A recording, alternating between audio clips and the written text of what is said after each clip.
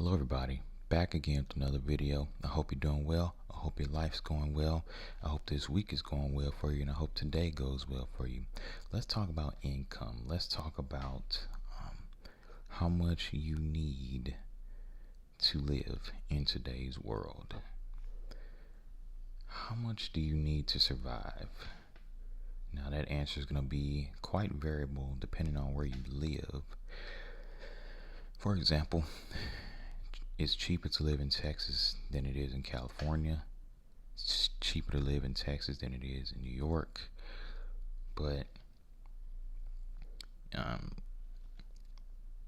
there are states that are cheaper than Texas. I'm pretty sure, at least. I think it's cheaper to live in like Mississippi than it is in Texas. But Texas depends on where you live in Texas. For example, living in Houston, Texas is going to be cheaper than living in Austin. Actually, I think Austin is probably like the most expensive city to live in Texas. By the way, Austin is really nice. If you ever visit Texas, take a trip to Austin. Austin is very nice. I like the hills and everything. San Antonio is a bit cheaper than Houston as well. So it really just depends on where you live. There's places in the Midwest that are less expensive than California or New York. So it just kind of depends on where you live. But let's really get into how much you need to survive. Now with inflation, this is actually going up quite fast. It used to be you could make $40,000 to $50,000 and be okay in certain parts of the country, and I'm sure there's certain parts of the country where that's still the case, but in less and less places you can do that. Well, let me rephrase that. There were more places where you could live on $40,000 to $50,000 10, 20 years ago than there is today. There was a time when $50,000 was considered quite good money. Is that good money today? Maybe. Depends on where you live. I know it's not great money in as many places as it used to be. So how much do you need? Well, you have to cover rent or mortgage. Got to cover food. Have to cover utilities. You have to cover car insurance, gas. If you have a car note, you have to cover that. You have to pay for internet. Got to pay for food. Got to pay for cell phone bill. Yeah, you have to pay for all that. Is $50,000 going to cover all that? It could, if you know how to budget and keep your bills cheap. If you're okay with not having lots of stuff. But in a way, that shouldn't matter. We shouldn't put tons of value on the amount of stuff we have anyway. The reason why you shouldn't is because when you're buying a lot of stuff, why are you buying a lot of stuff? Does it make you happy? Is it bringing some sort of value to your life? Do you want to show the world that you're successful? A lot of the times that's the case. I have some water with me here. A lot of times that's the case. We just want to show the world, look at us, we're successful. I just want something nice. So people say, oh, it's gonna make too much noise, never mind. But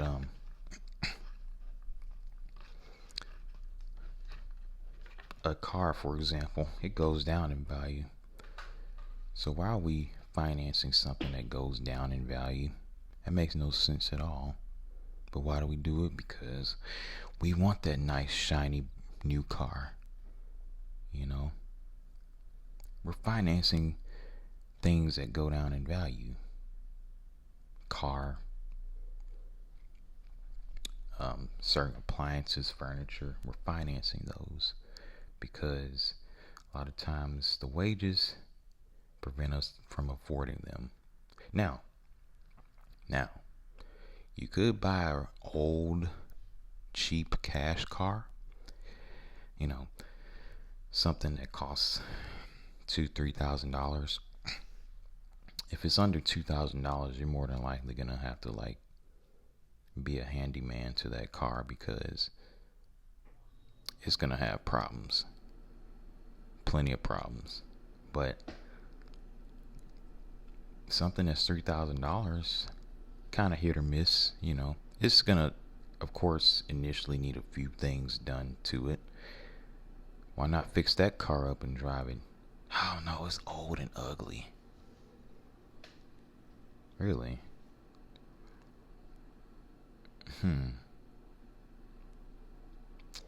Well, and it all goes back to that question: how much do you really need? Is $50,000 enough? $60,000, $70? I mean, $60,000, $70,000. Is that enough? Well, I would say, well, actually, they've done studies that have said once you make about $70,000 a year, it doesn't take more than that to maintain like a basic level of happiness. So, for a lot of people, $70,000 is good. But if you want that big fancy house, can you do that on $70,000? Yes, you can if you know how to budget correctly. With inflation, it's harder though. I will admit that, but that's where budgeting comes in. You know, it's interesting though. It goes back to a point that I did talk about yesterday. The fact is, back in the day, you could afford a home, car, utilities, and all that. You know, you could afford everything that you needed for your wife and kids on one income. But nowadays, that's different. It gets me thinking, like, why did that happen? What happened to just one income? You know, now it takes two incomes usually.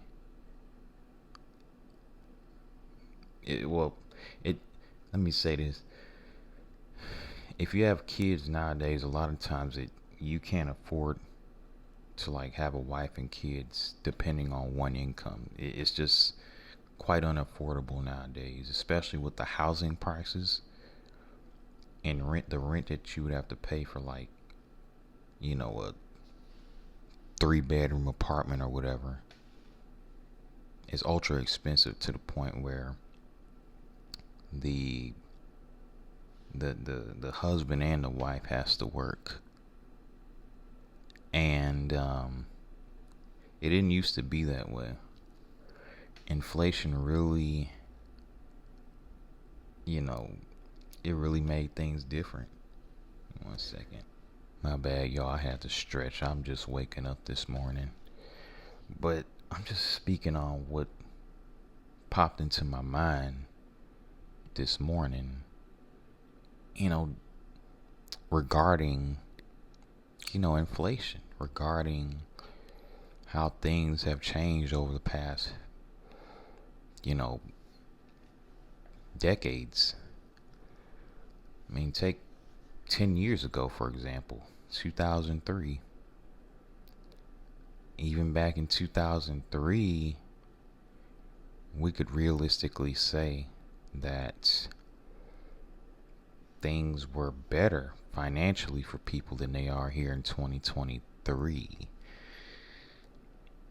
You know, although the trend of inflation was very prevalent back then, it wasn't as bad as it is nowadays. Just thinking about that. From 2000, 20 years before 2003, 1983. Things are still affordable. Things where you could still buy a home. And it wasn't too difficult to do. It wasn't too difficult to qualify for a mortgage because wages were still pretty much keeping up with inflation at that time, although there were inflationary issues in the 1980s.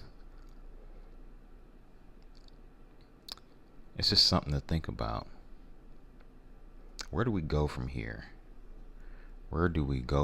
Well,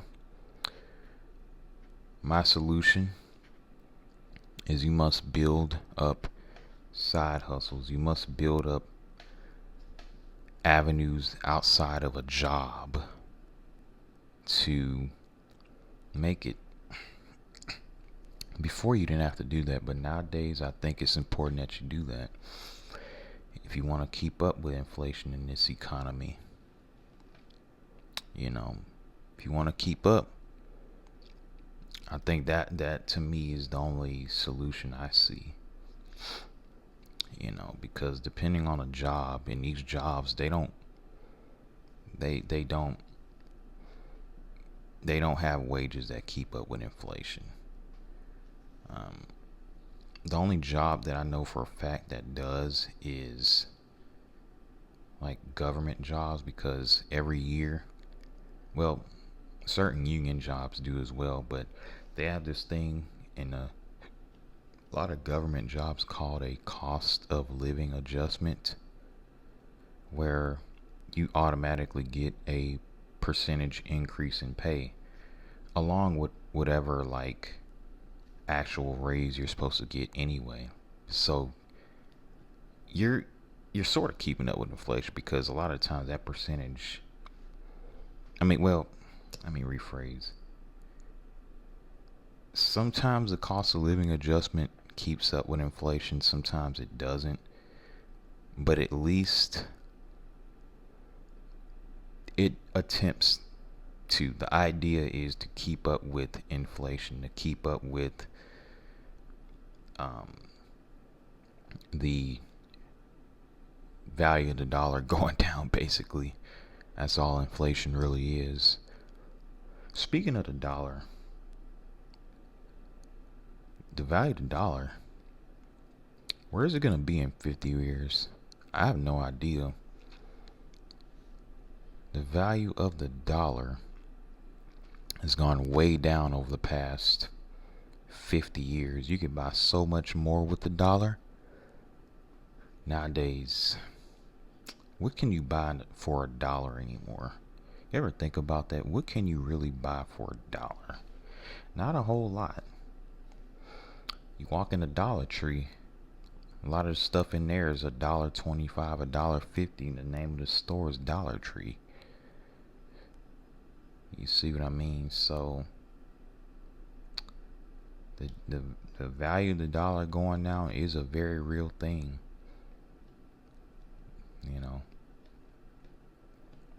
That's why home prices are like skyrocketing.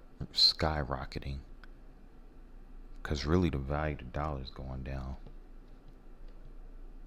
The value of the home's going up, of course, but that inflation is something else. Now, if you bought a home a while ago, you're good. You're happy. If you don't have a home, you feel like you're pretty much priced out.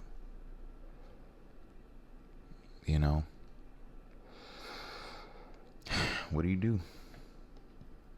My only solution, like I say, So you gotta like build up a side hustle, some sort of income outside of a job, because depending on a job is not it. Now, you can use your job as like your main income and then have a side hustle and be building that side hustle up to where that side hustle covers your bills. But I mean, don't get me wrong, there's certain jobs that pay enough to cover your bills, but it's just, you know, many of them don't, you know, especially jobs. Well, this also goes back to learning a skill as well too.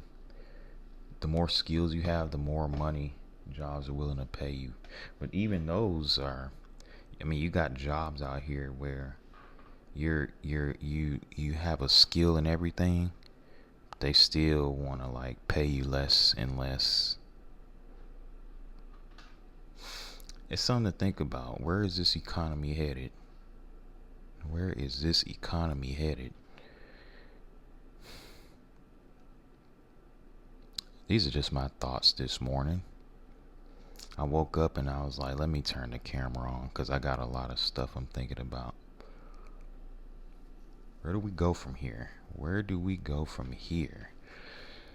Let me know in the comments, where do we go from here with this inflation and stuff? How do we make it in such an inflated economy? There was a point where one income worked.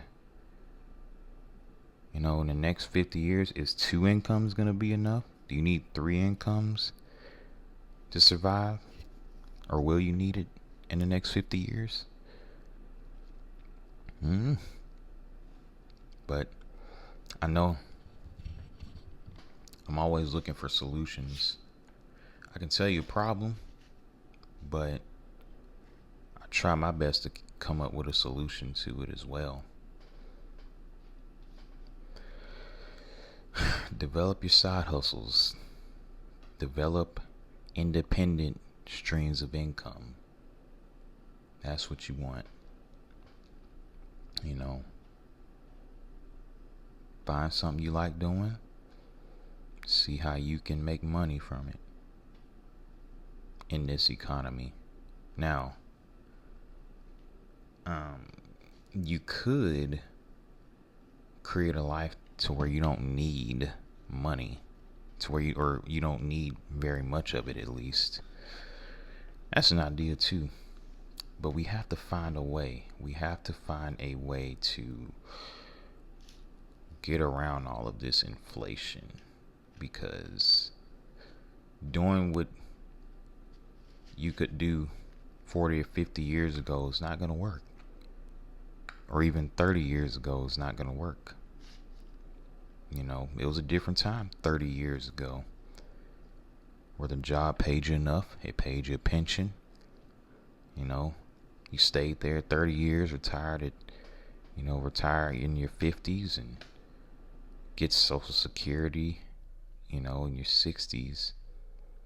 All that's out the door. I mean, you can get Social Security in your 60s, but all that other stuff is out the door. Pensions are gone for the most part. Pay that actually is worth something is out the door. So what do you do? What do you do? Anyway, y'all, I really do appreciate y'all watching this video. I kind of just wanted to make this video, so that you all can kind of think about some of these things and just, I don't know.